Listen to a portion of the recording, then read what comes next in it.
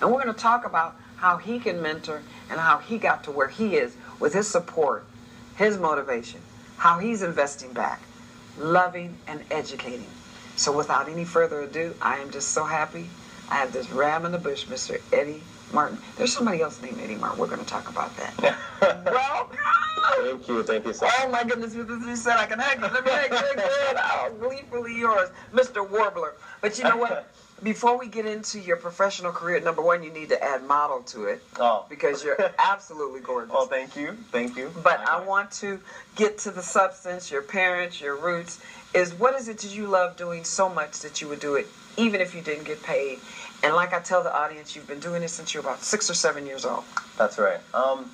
I think singing is primarily my most passionate form of artistic expression. I love to just be able to belt out and sing, but more than that, I like to be in front of a stage and especially if it's one of your songs that you're singing, that you wrote, how that you want to you want your audience to hear it. It's a beautiful feeling to just see the audience or see someone singing your lyrics. It's beautiful. It's a good feeling. Okay, good. So you've been doing that since you were about 6 or 7, and your parents had you into different things. So with that support system, your mother and father, what's their name?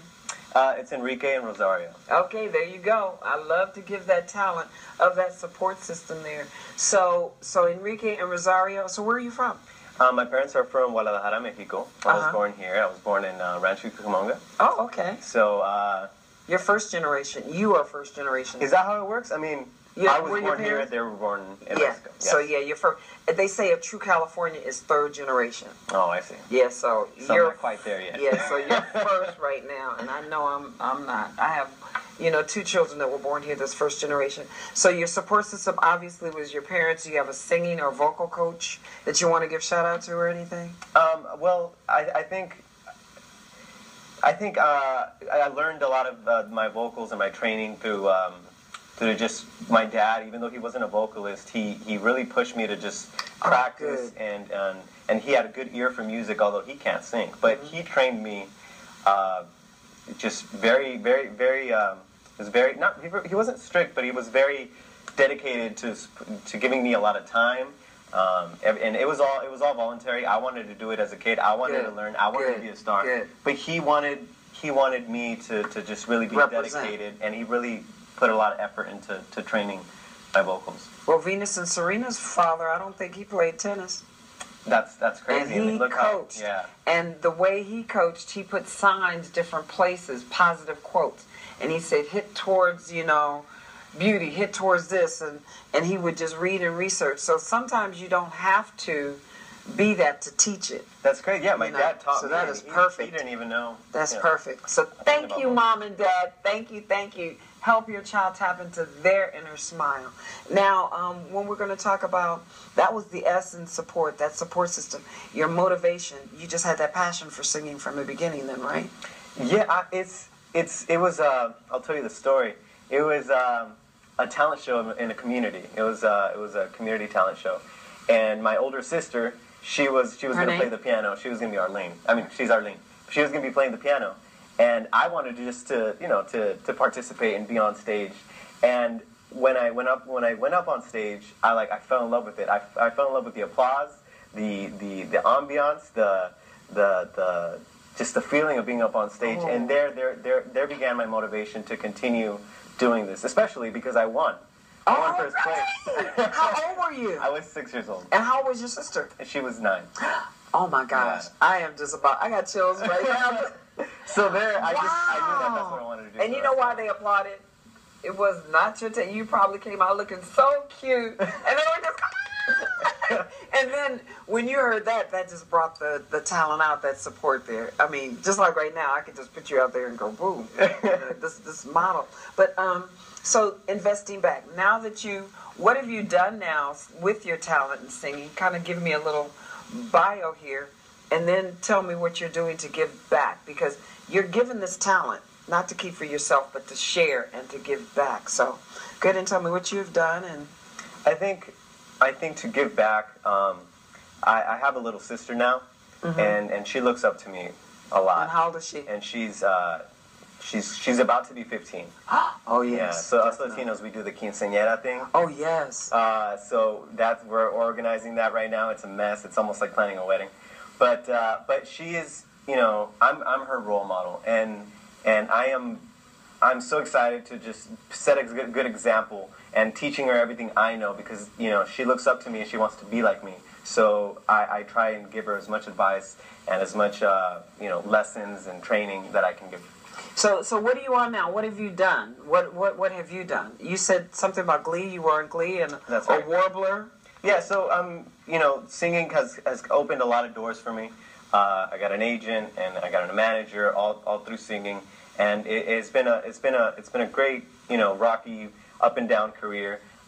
Recently, I was on the show GLEE as a warbler. I was a part of a group that sang a cappella. We were an all-boys prep school. We wore the suits, and that was amazing because that opened up so many more doors, and it made me discover a lot about the world, because GLEE is such a global icon for just non-bullying or just non-hatred towards the gay community, and they just opened so many barriers. See, that's good. And it opened my eyes also, and it allowed me to see and talk to fans that relate to you. I mean, you're a character on screen, but they relate to the character, and they feel so thankful and so excited that someone on TV is portraying them. So okay, that's really good.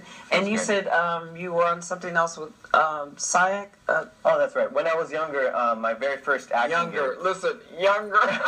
How old do you have to say younger? Well, I was 11 and I'm 23 now. So, okay. My very first big acting gig was a directorial debut by Salma Hayek, and that was called The Maldonado Miracle. And I played an immigrant boy crossing the border in order to find his father because his mom died of cancer. So it's based on a book by Theodore Taylor. It's called The Maldonado Miracle, and it's a great flick. And that was my first project that I did. Maldonado Miracle. That's your assignment, and then call me up when you watch it. You got to get that Netflix, YouTube.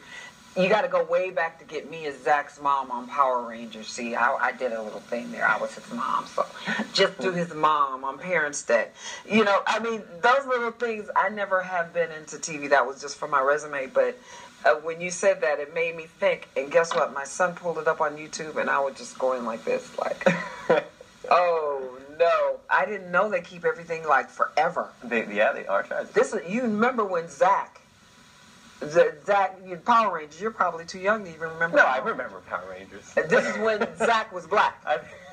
Well, he's not Zach black. They had the black suit for the black man and the pink suit for this one. And the gold one for the Latino. Yeah, exactly. Yeah. So now they said somebody complained, so now they don't do that anymore. But back with the original one, I was Zach's mom. Oh, okay. So, but anyway, so we have a Warbler and a Power Ranger up here. But so you're giving back, helping your sister, and probably doing benefits and stuff like that. That's right. As far as singing. So that is our purpose and our goal, to leave this place better. Now, love. I know you love what you do, because when you talk about it, you just glow. But did you always, you said 6, you had this confidence. So you always, because of your family nurturing, tell me how that came about, because it seemed like you always had a positive attitude about yourself. And I do. I love being able to do what I love and make a living out of it. I think that's it. That's just God's gift to me. And you own that. Yes. Mm-hmm. And I love the people that I meet. I love how we're able to just use art and your personal your singing, your acting, and just make a living out of it. That to me is just, I thank God for that. Okay. And education, did you have any formal education after this? Maybe they'll have the Pacific Oaks Never Too Late to Learn, and we have a few minutes to go. Maybe they'll play that, because I know they're playing Moroccan Nights right now, and that's Mandrill. Thank you, Mandrill, for allowing me to use your music, Moroccan Nights. And also, they can play the Pacific Oaks public service announcement. Well, if not, we'll talk about educate right now. Okay. Since we're talking about education and it's never too late to learn, I'm writing a book, Over 60, Growing Up at 60. It is never too late to learn. And mentorship, we'll have on the next show Charles Johnson of Altadena, who was born October 25th, 1912. He is 101 years old at the time of this taping and still getting around sharing his wisdom. And that's what we have to do. It's never, ever, ever too late to learn. Now, it gets a little bit more difficult and challenging, me working on my doctorate now at over 60. But you can do it. So they will get that up and let me know when they have that ready to play. And we're going to talk about your education as far as school. What school did you go